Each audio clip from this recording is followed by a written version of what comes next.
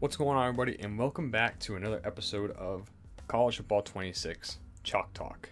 Today, we're going to be going over the key new feature for College Football 26, which is defensive line, stunts, and twists. And I actually have some real-life diagrams from a Vic Fangio playbook manual going over his fronts, stunts, and twists, and what he calls them, in a better attempt to illustrate what's going on here, because EA and the play art doesn't really do a great job of showing the whole motion of the stunt and twist. It just shows you the lines about who's going where, but it doesn't really explain what's trying to happen here. And that's what I'm going to try and do with the help of these diagrams. So first things first, we have a couple things that I want to clear up about stunts and twists. These are not a guarantee of any sort. Stunts are simply just like an extension or kind of like the cousin of calling a blitz. You call a blitz when you think that you can win, and there are risks behind calling blitzes, just like there are risks here with calling stunts and twists. So the most obvious one is if the offense runs the ball when you're performing a twist, because what you're doing on twists is you're exchanging gaps with defensive linemen. You have interior guys going outside guys coming inside, and in that moment of switching gap responsibilities, if you can sneak a run in there, it can go for big yardage. On the flip side, what you're doing is you're forcing the offensive line to communicate and work really, really hard to sort out all this movement up front. So it is a big risk and reward factor when calling a stunt or a twist. And it's the same thing in game. Sometimes it'll be a really, really pretty rep. A guy will come in unblocked because of the stunt and you'll get a sack and you will think it's the best thing ever. Other times, nothing happens, and then sometimes you'll get burned. The stunt will get picked up perfectly, someone's on the ground, or a perfectly called draw play goes right up the middle for a big gain. It happens. That is football, and that's something that we're okay with. Not in the sense of we're okay with giving up big plays, but this is not something that's a glitch or a problem with the game. It is a risk and reward feature of real football. The next thing that I want to preface here is that the execution here is not perfect.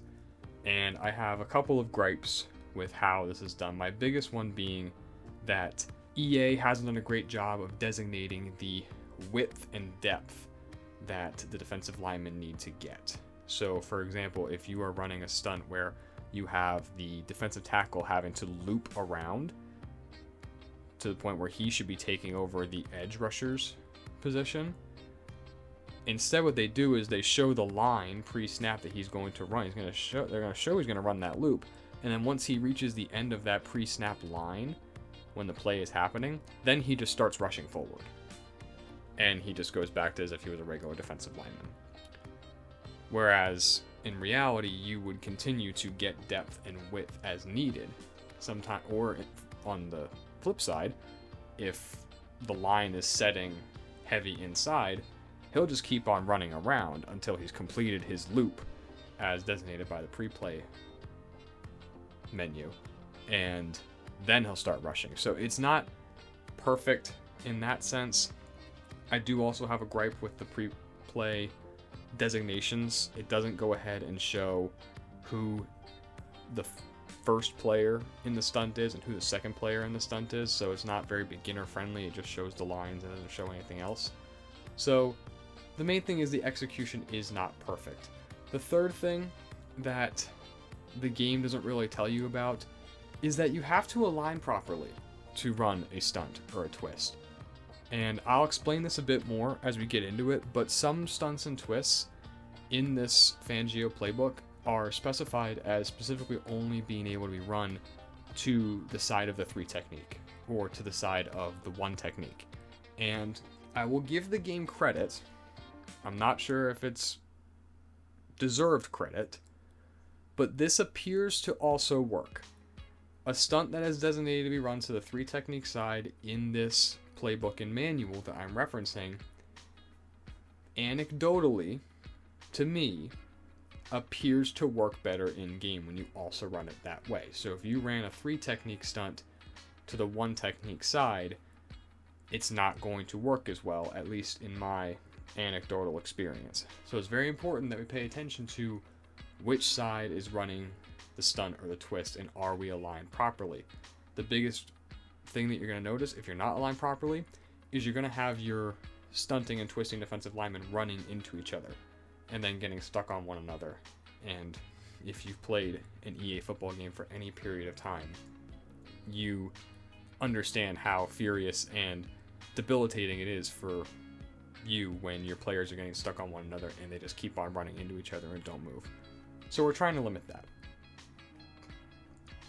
The 4th thing that I want to go over is some basic lingo here. I'm going to be referring to players as penetrators and loopers, and what I'm talking about when I mention that, here's an example from this Vic Fangio playbook of a stunt and twist that's happening on one side. This is an ET stunt, which has an actual name as we'll get into it. And you can see the end is going inside and the tackle is going outside. The end is labeled with a 1, meaning that he is going first in this progression, and then the tackle has a 2, which means he is going second in this progression. Now, number 1 is called a penetrator, and then number 2 is called a looper. The goal of any stunt and twist is to have the penetrator take out both of these offensive linemen by crashing his way into them, freeing up for the looper to come in unblocked. That is the ultimate goal of any stunt and twist. And on the offensive line side, we are always taught that we need to stop the penetrator first and foremost. Do not let the penetrator go. Why? Because the penetrator is always attacking inside, and that's the fastest path to the quarterback. So that's the logic here of how a stunt and a twist work. What you're trying to do is utilize the penetrator to take out 2 offensive linemen because they're prioritizing protecting inside and allowing for an interior defensive lineman to get outside around them and have a free shot at the quarterback. So that is our terminology that I'm going to be referring to. And the last tip I have is a user tip. If you are a defensive line user or you are calling a stunt and you want to try and ensure its effectiveness a little bit more, I would recommend using the penetrator, because this is another execution problem that is in the game. The defensive linemen, they have their assignments of saying, oh, I need to run this way if I'm the penetrator, but they don't really seem to act like it once the play starts. So for example, if I need my defensive tackle to penetrate on the left shoulder of the guard, he'll start running that way, and then once he engages with the guard, sometimes he'll do a rip move inside to the guard's right shoulder. And it's like, you just defeated the purpose of your rush lane, and you've ran into the looper. And that's a problem. that causes the players to run into each other and get stuck. So if you're going to use the defensive line when you run around a stunt, use the penetrator and make sure that you get him penetrating into the correct gap, because that will make things better. It will make things work a lot better. Now, for me, I use the linebackers and safeties. I don't really use the D-line that much, but that is something that I found while testing these stunts and twists that found to be a little bit more effective. Okay, enough blabbering, enough talking about background information. Let's get into the actual stunts and twists here. The first one we have here, the red text is what the game calls it. This is the name of the stunt in game right here. And then on the top right, I have the Vic Fangio install of the play. So this is right exit, And the play call that Fangio uses for this is hammer. Now, hammer is specified as needing to be run to the one technique side. And this is going to have the defensive end as the penetrator, and then the defensive tackle as the looper. So the defensive end's coaching points is that he's going to be aiming for the inside number of the tackle.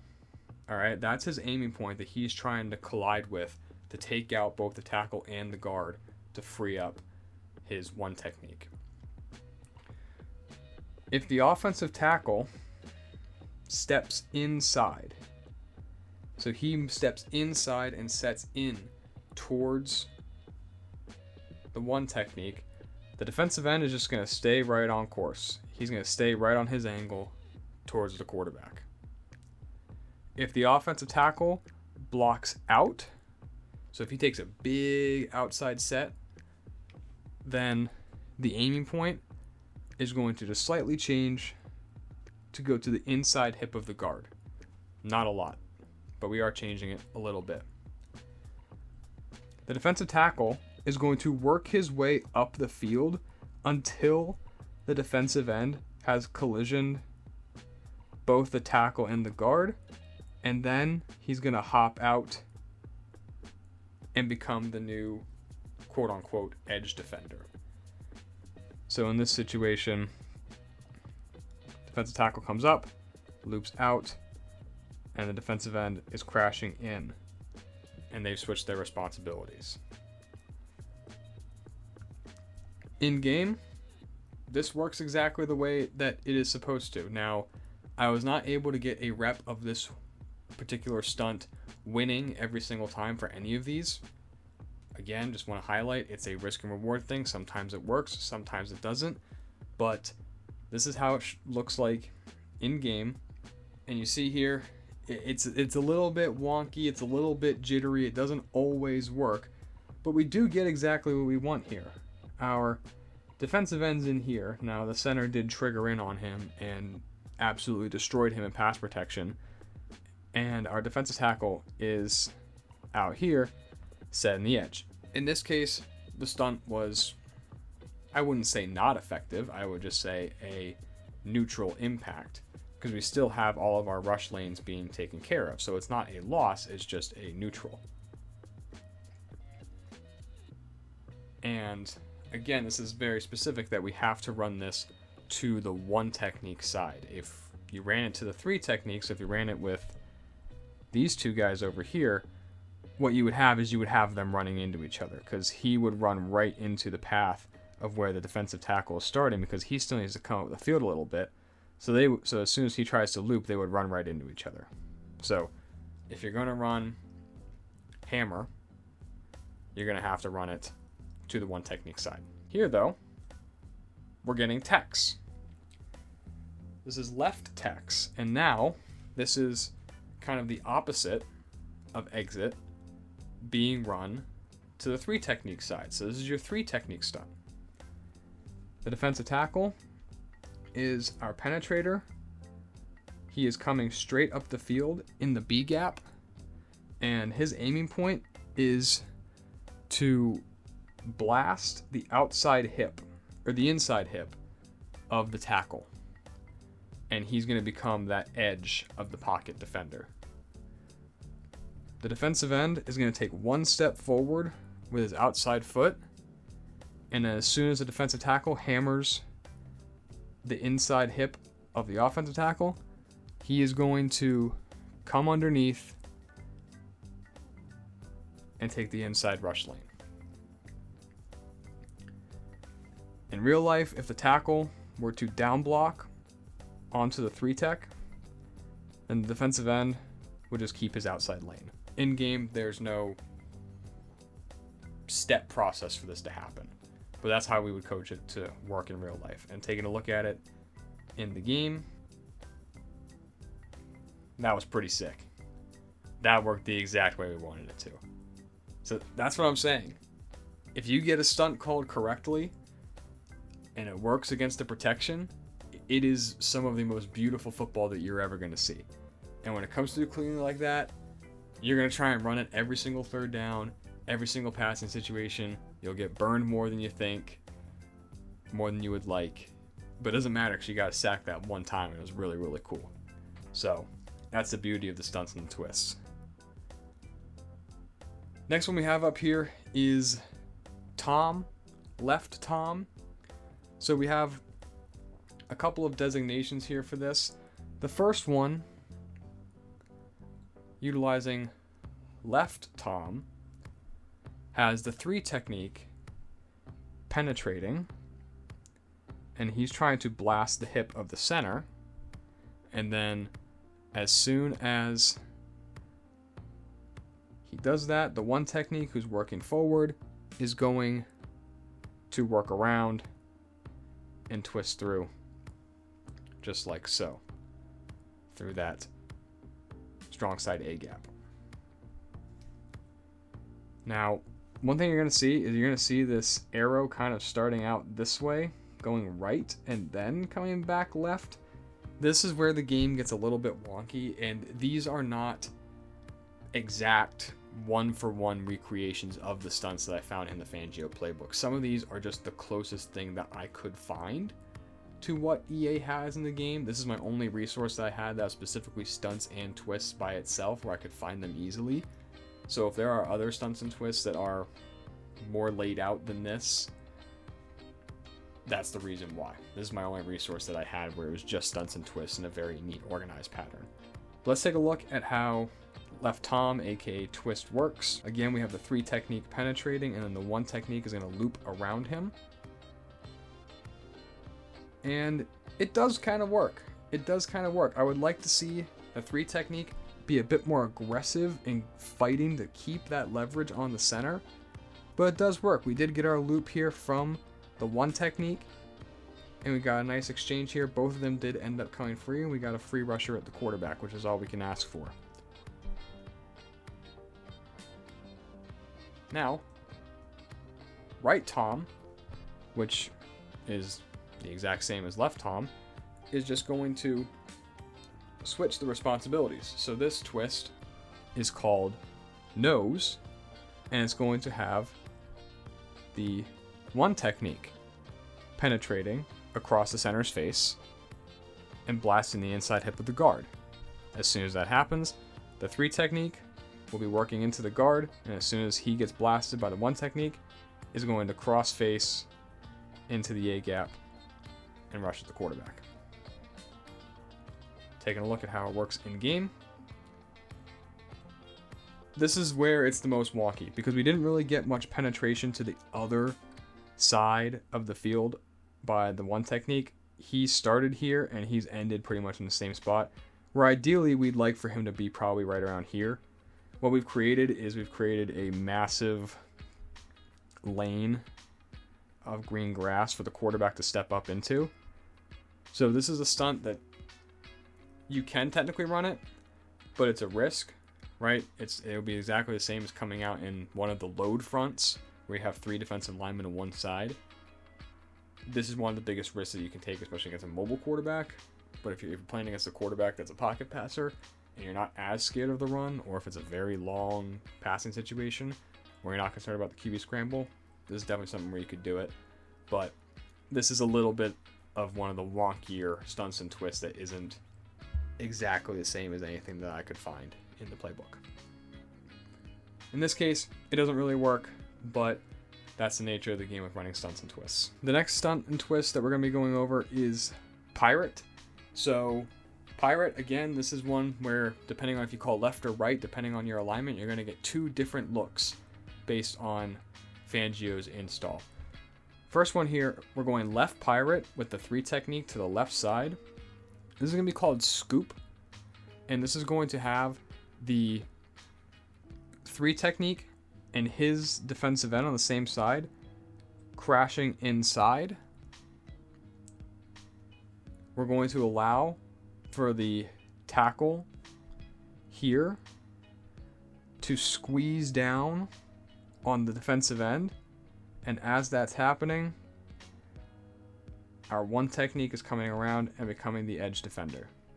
This is really where you start to test the communication of the offensive line. I remember doing a lot of drills in this in college, where we'd be able to handle games between these two guys no problem. But because most of the time in pass protection, this guy is on a different half of the field. A lot of pass protection is split down the middle to where you're almost working independently. So sometimes what you'd have is this guy would be leaving these two guard and tackle's responsibility and coming over to you. So there would have to be a chain of communication coming all the way across from the right to the left to let us know that someone is coming into our side of the protection. And this is one of the hardest ones to block. So we get our penetrate, and then our loop all the way around here. This is where you're going to notice the most of the stunt and twist being a bit wonky because of the line. So you see here, the line is going to end right between where the tackle is now and the hash marks. As soon as he gets to that point, no matter where the depth or the width of the tackle has or the pocket has gone, it doesn't matter.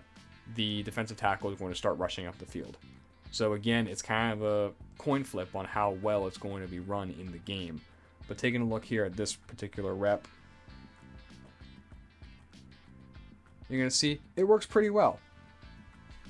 Tackle has squeezed down and is handling the penetrating end. And we're getting exactly what we want, which is a one technique rushing up against a running back. That is all you can ask for from a stunt or a twist, is to get interior defensive linemen matched up on the running back in pass protection. So I would count that 100% as a win. Now, this is Rice that we're rushing with. If maybe we had some athletes on the interior, this would be a little bit faster, a little bit more effective. But I guess we're just going to have to tune into my dynasty and keep on going here to try and get some better players to run these stunts and twists with, because they're pretty fun. Moving on here now to right pirate. This is going to be called ISO in Fangio language, which is just the exact opposite. The 3 technique is now our looper, and the 1 technique and his side defensive end are the penetrators.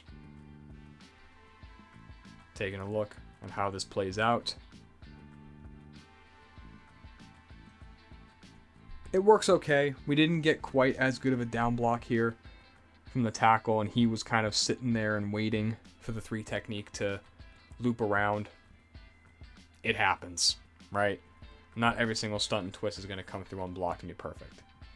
But that is right pirate with the 3 technique looping around. So now we're going to get into Tempe, which is the first of our 4-man stunt and twist game here. Basically what we're doing is we're splitting the rush down the middle, and we're running one particular stunt on one side and another particular stunt on the other side. So the closest thing that I could find to this in Fangio's playbook is called Flex Combo, which has us running rat to the 3 technique side. So if you remember rat, that's 3 technique penetrates and the end loops around. And then to the 1 technique side, we are running hammer. So the edge penetrates and then the 1 tech is looping. So we're getting penetration to the left and looping to the right. We'll go ahead and take a look at how this plays out. And you see here the penetration on the left side, on our rat side, didn't really work. We kind of got the wonky movement here, and we didn't get exactly what we wanted. That's the nature of all the moving pieces of this being a video game. I would like for this to be a bit more natural and not so dedicated and reliant on the actual pre-play art lines of we have to run to this depth. I wish that they would be able to recognize I need to get myself around the tackle, for example, or I need to get myself to the outside shoulder of the guard, and I have to get there and hold that, instead of I've completed my line, now I'm just going to rush straight up this lane. So it's not perfect, but on the right side, on our hammer side, we get exactly what we want here. The penetrator has taken up two linemen, and the looper here is one-on-one with the tackle. If the protection was slid the other way, so where the center is over here helping on this side, we probably are getting free pressure here from this one technique. So a bit of a mixed bag here of our flex combo rush here. Now we get into right Tempe, which is going to be called rush stir. It's another two-man game on both sides. So this is utilizing a stunt called easy to the side of the 3 technique. The closest thing to what you can think of for easy is that we're still running rat to the side of the 3 technique with the penetration by the defensive end and then the loop by the tackle. So we're still getting him penetrating and then him looping, and then on the side of the 1 technique we are going to be getting penetration and loop once again. There we go.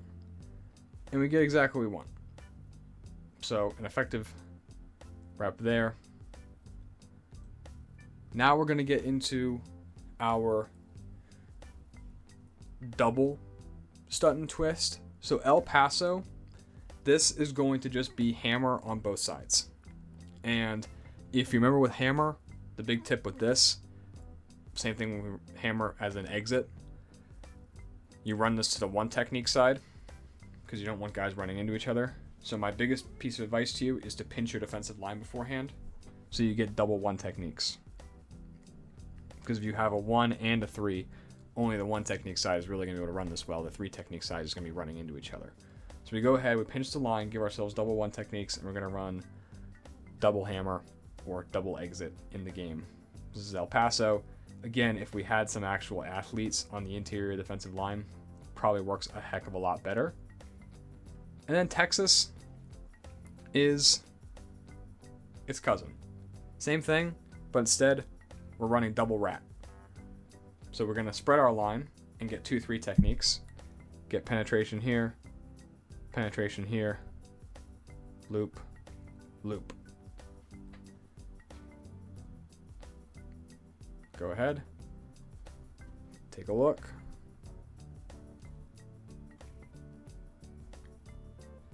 Those are all of the stunts and twists that are currently in College Football 26. Now, I only ran these out of a 4-man front. I did look at running them out of a 3-3-5 look, something like Penny, where you have 2 4-eyes, 2 edge defenders, and then a nose tackle. You can still run them, but it plays out a little bit wonky. And then also, I didn't have Okie front with a nose tackle, stunt and twist diagrams in this Fangio playbook. So I felt like it was a little bit beyond the scope of this. So right now, when I run stunts and twists in my Rice Dynasty, I'm only going to be running them out of a 4-down front situation. And I'm really only going to be running them right now in passing situations. A couple of these you can run in early down situations and are meant to be used against the run. The biggest one that I would say is a running stunt that you could run is flex combo, where you're running rat on the side of the 3 technique. So we're getting this and this, and then we're getting hammer on the side of the 1 technique. So this and this, because our goal is to try and destroy the gaps and collapse the pocket, which is what we're doing here, because you can just look, we're shifting the pocket over to the right by the fact that our new edge is going to be set here by the defensive tackle instead of by the edge rusher out here. So we're able to collapse the pocket and collapse our gaps inside this way to the right here. But these are primarily stunts and twists that you will be running in passing situations. One thing I gotta say, I don't like how long it takes to get to these stunts and twists, because you have to, in the pre-play menu, you have to do left on the D-pad to get to the D line, click right bumper to get to the stunts, and then you have to scroll through to find your stunt. And for me, it's going to take me a little bit to remember what all of these stunts are. Even though I'm able to look at them right now and tell you what they are, it's because I have a playbook on my computer screen in front of me, and I have it written down in my notebook telling me this is what this stunt equates to in real life. So it's going to take me a while to actually be able to memorize and know, okay, which stunt am I going to run in this situation, and make sure that we're aligned properly to run it. So I don't know how often I'm going to be running stunts and twists, but that's good, because stunts and twists are not meant to be run every single play. If you are running them every play, then you're just asking to have a draw play run on you, or some kind of other run concept that will just get you completely all out of sorts and give a big play. But I am happy that EA's put these into the game, because it's still better than nothing. And now that we have stunts and twists in the game, there are so many things that you can do now with blitzing a second level defender while running a stunt. And then we can really start creating some funky blitz packages here. And these are blitz packages that aren't even technically blitzes, because we're not rushing enough people for them to be classified as blitzes. We could just rush 3 guys and utilize the movement here to do funky things and mess with the protections and create pressure.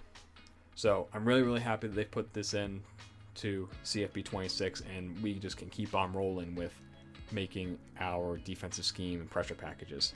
So if you want to go ahead and see more of the building of this defensive scheme, definitely go ahead, like the video, subscribe, stay tuned for more Chalk Talks and informational schematic content like this. If you want to see some of this used in action, definitely go ahead and check out the Rice Dynasty. We are just about halfway through Season 1. We're on a really good roll right now, and I'm really enjoying playing it. We'd definitely like to get some more people tuned into that so we can talk some ball and talk about the players and the schemes that we're introducing here and how we're using them actually in real game situations. So I really appreciate you all taking the time to go ahead and watch this video. Definitely go ahead and talk with me in the comments section. I love talking ball with all you guys, and I will catch you next time. Take care.